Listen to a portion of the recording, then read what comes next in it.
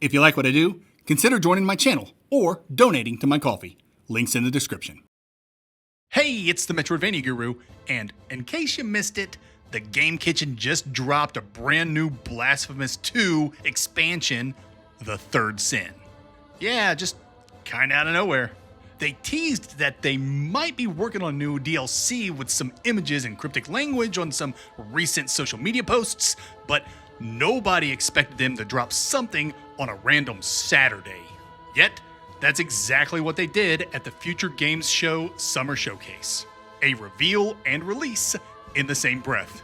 It's a miracle. A grievous miracle. And as if the shadow drop wasn't overwhelming enough, The Third Sin is 100% free for anyone who already owns the game. And if that wasn't enough to pop your eyes out of your socket, the Game Kitchen just straight up told us what's inside. A new companion mechanic with some flying little buddies, a boss gallery so you can refight any bosses you've already taken down whenever you want, new skins, new prayers, new music, and, most importantly, a new blade-tipped whip.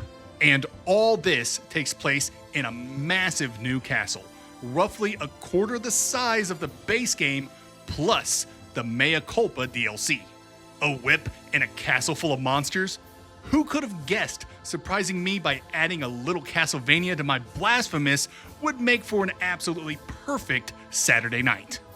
Me. I could have guessed. And I'm not surprised at all. I mean, the shadow drop blindsided me, but mixing Castlevania and Blasphemous?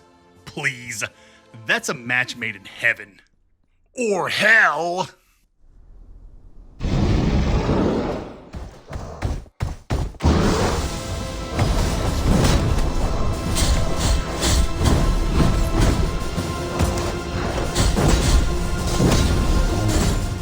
So, I played through the new expansion and, surprise, surprise, it was amazing.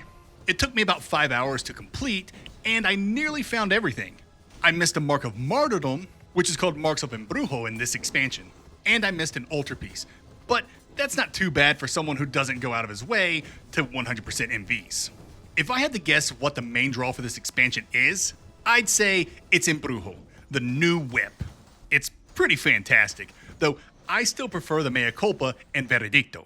Unfortunately, the whip starts out pretty weak, and this makes it hard to justify using it over the other 4 fully upgraded weapons at my fingertips.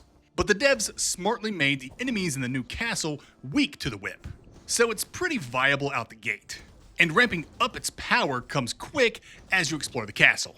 Marks of Embrujo are hidden everywhere, so you can very quickly make this whip pretty dang dangerous.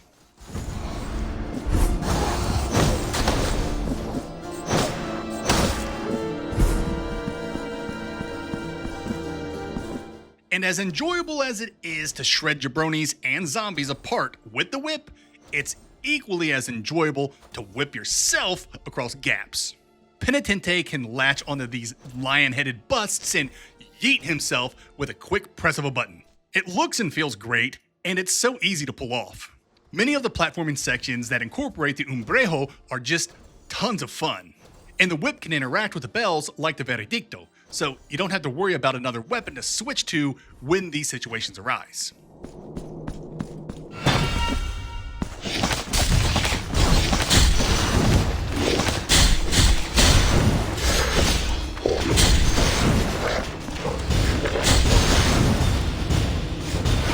Combat in general in the DLC is as great as it's always been. The new enemies hit pretty hard, no surprise, but I entered the castle with in-game gear, so I didn't have too much trouble. Matter of fact, I actually didn't die at all during the new expansion. Not even to the new boss that capstones the experience. I'm not going to spoil the boss here, but it was a great encounter that tied the entire experience up nicely, both mechanically and narratively. It is the only boss in the new expansion, and I'd be lying if I said I wasn't slightly disappointed. A 5-hour experience with only one boss fight is a rough ratio, but it's far from a deal breaker and isn't worth legitly complaining about. I just love Blasphemous bosses so much and would like to have more, that's all.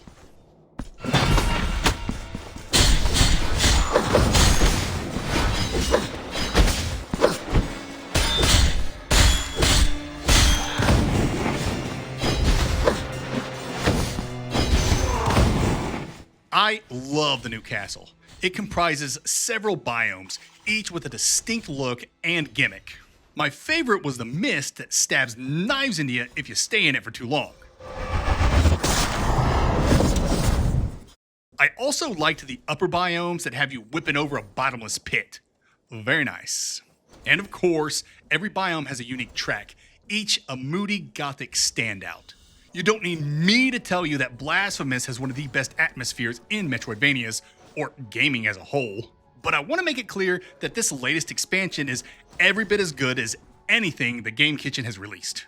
The Third Sin is a bloody, brooding triumph, and more Blasphemous is always a good thing.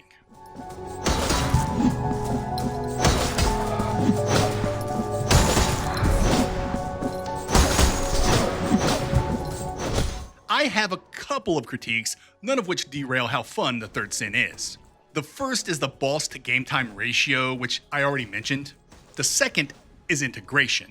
The Mea Culpa DLC blended seamlessly into the base game and ultimately felt like it had always been part of the experience. By comparison, the Third Sin feels more like a large side quest. Flavorful, enjoyable, but not essential. Every previous Blasphemous DLC has carried real narrative weight, often adding entirely new endings. The Third Sin, however, really is just an aside. A fun aside, but one whose lack of narrative impact is noticeable. And it is for that reason that Blasphemous 2 will stay where it is in the S tier.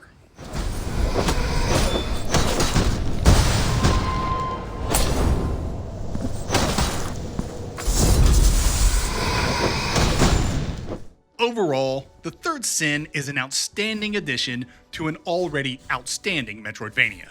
Combat gets a fresh spark from the new weapon, platforming feels revitalized thanks to the Embrujo's hookshot-like mechanic, and honestly, even if neither of these updates existed, exploring this massive new castle and uncovering its secrets would have been reward enough for me. And of course, the price is right. Until next time, later, nerds.